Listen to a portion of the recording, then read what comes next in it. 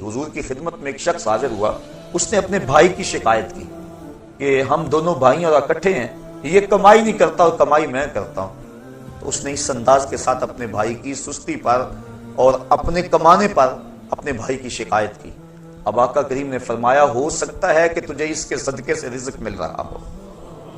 تو اب دیکھیے یہ لوگوں کو آپس میں جوڑنے والی باتیں ہیں، اور انسان جب اس انداز سے سوچنے لگ جائے تو یقیناً اس کے اندر برکت ہی برکت ہوتی ہے۔ لیکن آج ہمارے سوچنے کے زاویے ہی اور ہو گئے ہیں۔ بڑا بھائی ساری زندگی چھوٹے بھائیوں کو پالتا ہے، ان کو کاروبار سیٹ کر کے دیتا ہے، ان کی شادیاں کرتا ہے، اور جب وہ خود کمانے لگ جاتا ہے تو پھر اس کے دل میں شیطان یہ بات ڈال دیتا ہے، لو اس کے تو اتنے بچے ہیں اور سارے ہمارے اخراجات اکٹھے ہیں اور ہم کماتے ہیں برابر کا، اور اس کے افراد خانہ زیادہ ہیں، لہذا اخراجات اس کے زیادہ ہیں، ہمیں الگ ہو جانا چاہیے۔ الگ لوگ ہوتے آئے ہیں، میں اس کی نفی نہیں کر رہا اور نہ شریعت نے اس کی نفی کی ہے، لیکن ایسی چھوٹی سوچیں یہ کم از کم ایک مسلمان کو زیبا نہیں ہے۔ تو بھائیوں کا پیار مثالی ہونا چاہیے، شریعت نے اس کی ترغیب دلائی ہے۔ وَأَزْوَاجُكُمْ، اور تمہاری بیویاں۔ بیوی پاؤں کا جوتا ہوتی ہے، یہ زمانہ جاہلیت کی باتیں ہیں، اسلام نے اس کی نفی کی ہے، اور بیوی کو محبوبہ کی مسند پہ بٹھایا ہے۔ حضرت سیدہ عائشہ صدیقہ رضی اللہ تعالیٰ عنہ کو حمیرہ کہہ کے حضور پکارتے تھے، حضرت خدیجہ الکبریٰ کا کثرت سے تذکرہ کرتے، بلکہ حضرت عائشہ صدیقہ رضی اللہ تعالیٰ عنہ فرماتی ہیں ایک دن مجھ سے نہ رہا گیا تو میں نے کہہ دیا حضور آپ اس بوڑھی عورت کا تذکرہ نہیں چھوڑتے، بڑھاپے کی وجہ سے جس کے ہونٹوں کے گوشے سرخ ہو چکے تھے۔ تو فرمایا عائشہ مجھے خدیجہ کے بارے میں تکلیف نہ دو، جب پورے مکے نے میرا انکار کیا تھا تو اس نے میرا اقرار کیا تھا، میں اس کا تذکرہ کبھی نہیں چھوڑ سکتا۔ فرمایا اس کے بعد پھر کبھی بھی میں نے ان کے بارے میں کوئی بات نہیں کی تھی۔ اور حضرت خدیجہ الکبریٰ نے جب آخری وقت حضور سے چادر مانگی تو آقا کریم نے پوچھا کہ خدیجہ بتاؤ تو صحیح چادر کیا کرنی؟ تو انہوں نے عرض کی حضور میرا وقت آخر ہے اور میری آرزو ہے کہ اس چادر سے مجھے کفن دیا جائے۔ اب بیوی سے بڑھ کر خامد کو کون جاننے والا ہوتا ہے؟ اب بیوی کہہ رہی ہے کہ میرے سرتاج کی، میرے خامد کی اگر چادر مجھ کو مل جائے تو میری نجات کے لیے یہ چادر ہی کافی ہے۔ یہ حضور کی عظمت پر کتنی بڑی دلیل ہے۔ اب حضور علیہ السلام جواباً کیا فرمایا؟ آقا کریم نے فرمایا خدیجہ تو نے تو چادر مانگی ہے، لو اردت جلدی لا آتیتک، اگر تو میری جلد بھی مانگتی میں وہ بھی اتار کے دے دیتا۔ حقوق نسواں کی بات کرنے والے کائنات کے اندر کوئی ایسی مثال تو لائیں کہ آقا کریم نے بیوی کو جس عزت کی مسند پہ بٹھایا اور کہا لو اردت جلدی لا آتیتک، تو یہ حضور کا ہی کمال ہے۔ تو اسلام نے بیوی کو محبوبہ کی مسند پہ بٹھایا، بلکہ نکاح سے قبل ترغیب دی، فانکحوا ما طاب لکم من النساء، عورتوں میں سے جو تم کو بھا جائے اس کے ساتھ نکاح کر لو۔ یعنی ترغیب نکاح میں بھی اس بات کو مد نظر رکھا گیا تاکہ تمہاری محبت کا رشتہ مستحکم رہے۔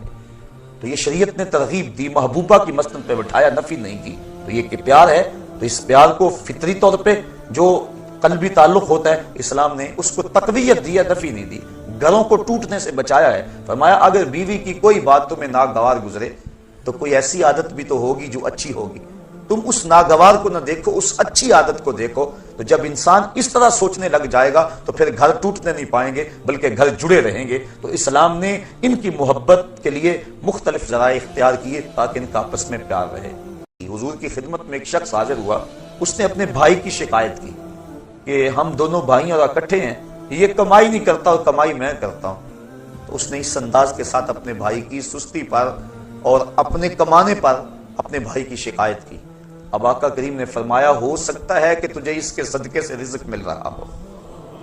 تو اب دیکھیے یہ لوگوں کو آپس میں جوڑنے والی باتیں ہیں، اور انسان جب اس انداز سے سوچنے لگ جائے تو یقیناً اس کے اندر برکت ہی برکت ہوتی ہے۔ لیکن آج ہمارے سوچنے کے زاویے ہی اور ہو گئے ہیں۔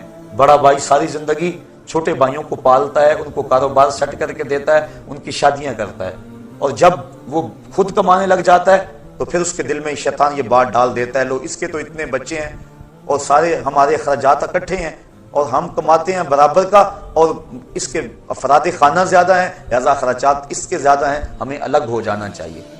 الگ لوگ ہوتے آئے ہیں، میں اس کی نفی نہیں کر رہا اور نہ شریعت نے اس کی نفی کی ہے، لیکن ایسی چھوٹی سوچیں یہ کم از کم ایک مسلمان کو زیبا نہیں ہے۔ تو بھائیوں کا پیار مثالی ہونا چاہیے، شریعت نے اس کی ترغیب دلائی ہے۔ وَأَزْوَاجُكُمْ، اور تمہاری بیویاں۔ بیوی پاؤں کا جوتا ہوتی ہے، یہ زمانہ جاہلیت کی باتیں ہیں، اسلام نے اس کی نفی کی ہے اور بیوی کو محبوبہ کی مسند پہ بٹھایا ہے۔ حضرت سیدہ عائشہ صدیقہ رضی اللہ تعالیٰ عنہا کو حمیرہ کہہ کے حضور پکارتے تھے، حضرت خدیجہ الکبریٰ کا کثرت سے تذکرہ کرتے، بلکہ حضرت عائشہ صدیقہ رضی اللہ تعالیٰ عنہا فرماتی ہیں ایک دن مجھ سے نہ رہا گیا اور میں نے کہہ دیا حضور آپ اس بوڑھی عورت کا تذکرہ نہیں چھوڑتے بڑھاپے کی وجہ سے جس کے ہونٹوں کے گوشے سرخ ہو چکے تھے، تو فرمایا عائشہ مجھے خدیجہ کے بارے میں تکلیف نہ دو، جب پورے مکے نے میرا انکار کیا تھا تو اس نے میرا اقرار کیا تھا، میں اس کا تذکرہ کبھی نہیں چھوڑ سکتا۔ فرمایا اس کے بعد پھر کبھی بھی میں نے ان کے بارے میں کوئی بات نہیں کی تھی۔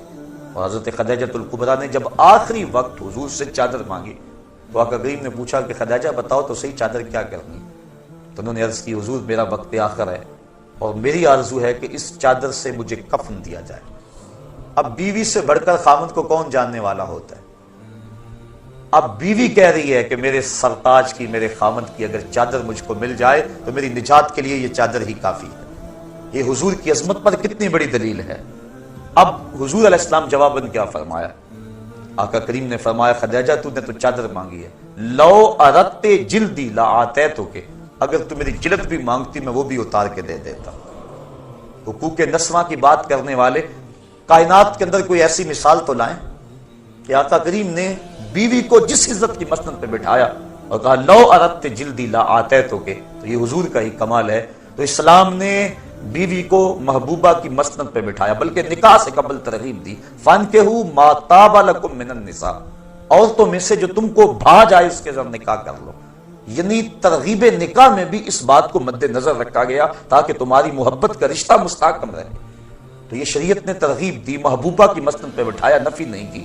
تو یہ کہ پیار ہے تو اس پیار کو فطری طور پہ جو قلبی تعلق ہوتا ہے اسلام نے اس کو تقویت دی ہے، نفی نہیں دی، گھروں کو ٹوٹنے سے بچایا ہے۔ فرمایا اگر بیوی کی کوئی بات تمہیں ناگوار گزرے تو کوئی ایسی عادت بھی تو ہوگی جو اچھی ہوگی، تم اس ناگوار کو نہ دیکھو، اس اچھی عادت کو دیکھو۔ تو جب انسان اس طرح سوچنے لگ جائے گا تو پھر گھر ٹوٹنے نہیں پائیں گے بلکہ گھر جڑے رہیں گے۔ تو اسلام نے ان کی محبت کے لیے مختلف ذرائع اختیار کیے تاکہ ان کا آپس میں پیار رہے۔